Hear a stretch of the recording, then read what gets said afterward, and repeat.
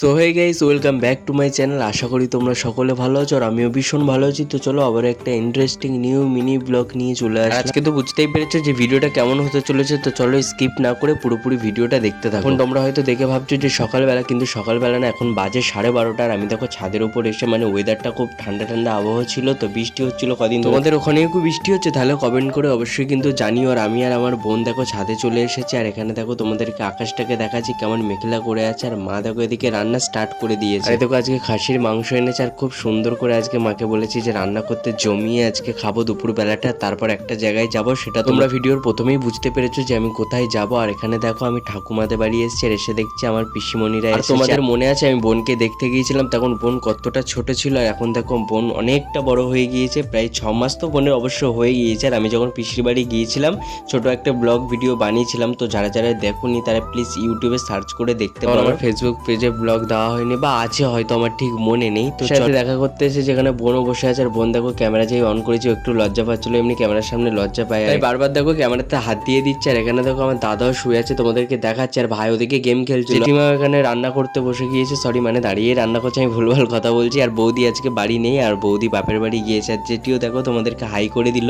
তারপর আমার ভাইপোকে জল খাওয়াতে পারি না ঠিকঠাক, বোনকে আবার জল খাওয়াতে বসেছে, তাই নিয়ে সবাই একটু হাসাহাসি করছিল। বাড়ির দিকে আসলাম, আর এই যে ফুল গাছগুলো দেখছো, এই ফুল গাছগুলো আমি বসিয়েছিলাম, কত সুন্দর ফুল হয়েছে, কি ভালো দেখতে লাগছে তাই না।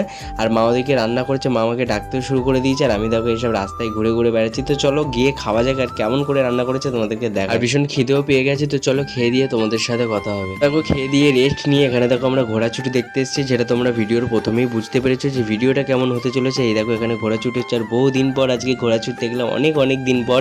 সেই কত ছোট ছিলাম তখন ঘোরাছুটি দেখেছিলাম, আর আজকে অনেকটা দিন পরে ঘোরাছুটি দেখলাম, খুব ভালো লাগছিল। আর সেই ছোটবেলাকার কথাগুলো খুব মনে পড়ছিল। আমার কাকা এরকম ছোটবেলায় নিয়ে আসতো, আর ছোটবেলায় তো ছোট ছিলাম দেখতে পেতাম না বলে কাকা কাঁধের উপরে করে না ঘোরাছুট দেখাতো। এসব দিনগুলো আজকে ভীষণ মনে পড়ে, চাইলেও আর ফিরে পাবো না। তো তারপর সন্ধ্যাবেলা দিদি এসেছিল, আর দিদির একটা সোনার দোকানে কি নেওয়ার ছিল, আমি ভাগনা জামাইবাবু সবাই আগে চলে এসেছিলাম, আর মা আর দিদি পিছনে আসছিল। তো আমরা এখানে সোনার দোকানে এসে বসে আছি, আর আজকে বাবানকে ভীষণ আদর করছিলাম, আর বাবান চুপচাপ আজকে বসেছিল, বেশি বদমাইশি করিনি, কিন্তু একটু পরেই দেখতে পাবে কতটা বদমাইশি করেছে ও। আর আমরা তো হচ্ছে তারা কোল্ড ড্রিঙ্কস এনেছিল, আর আমি খেতে চাইছিলাম না, কারণ আমার গলার ঠান্ডা লেগেছিল, গলাটা ব্যথা ছিল বলে, কিন্তু জোর জবরদস্তি করে দিল, তো নিয়েছিলাম, আর একটুকুনি খেয়ে বাবানকেও খাইয়েছিলাম।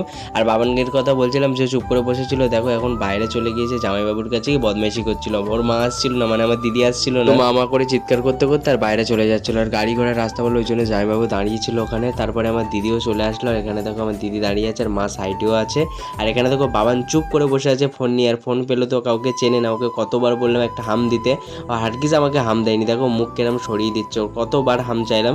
তারপর বাবানের একটা বন্ধু এসেছে, তোমাদেরকে পরে দেখাচ্ছি। এখানে দেখো ফোন পেয়েছে মানে আর কাউকে এখন চিনতে পারবে না। আর দিদি কি নিতে এসছে সেটা তোমাদেরকে দেখাচ্ছি। দেখো দিদি এখানে একটা নাকের কিনতে এসেছিল, নাকের কিনেছে, এটা আর কি পরে দেখছিল যে ঠিক আছে কিনা। আর তোমাদেরকে বলছিলাম যে বাবানের বন্ধু, এই দেখো বাবানের বন্ধু চলে এসছে, ওর পাশে বসেছিল, তোমরা দেখতে পেয়েছো। তো তারপরে আমি মিষ্টির দোকানে এসেছিলাম একটু বোঁদে নিতে, এটা ঠাকুরকে ভোগ লাগানোর জন্য। তারপর মিষ্টির দোকান থেকে এসে জামাইবাবু আর আমি যাচ্ছিলাম, ভাগনাও ছিল সাথে, বাইকে করে যাচ্ছিলাম। আর ভাগনা গাড়ি থেকে একটা খাবার দেখতে পেয়েছে, এই যে এই খাবারটা কি জানি না, যাই হোক জামাইবাবু বাইকটা থামিয়ে আবার বাবানের জন্য খাবারটা কিনে এনেছে। কিনে আনার পরে আমরা বাইকে করে চলে এসেছি, ড্রেস কিনবে ওই জন্য আমরা চলে এসেছি। আর এখানে দাঁড়িয়েছি, এখনো মারাও আসেনি, মারাও কি কেনাকাটা করছিল সেই কারণে দেরি হতো। তারপর দেখো আমি দাঁড়িয়েছিলাম, আর বাবান এসে আমাকে ওই খাবারটা দিচ্ছে, ওকে এখন কেটে দিতে হবে, ও কিন্তু খায়নি। দেখো বের করে ওরকম একবারই ছিঁড়ে গালে দিয়েছে, তারপরে আর খায়নি। আর এই দেখো কত মজা করে খাচ্ছে, কিন্তু এইটুকুনি খেয়েছে, এর থেকে বেশি আর খায়নি। তারপর আমি খেয়ে দেখলাম খাবারটা একদম ফালতু, বাচ্চারা কি করতে যে এইসবগুলো খায়, বাচ্চা বলেই হয়তো খাই, আমাদের মধ্যে হলে আর খেতো না। আর যাদের যাদের ভিডিওটা ভালো লেগেছে তারা প্লিজ চ্যানেলটাকে সাবস্ক্রাইব করে নিও, আর যারা ফেসবুক থেকে দেখছো তারা প্লিজ পেজটাকে ফলো করে নিও। তারপর সন্ধ্যাবেলা দেখো এখানে মা খাবার এনেছে, তো আমরা খেতে থাকি, তোমরা নেক্সট ব্লগের জন্য ওয়েট করো।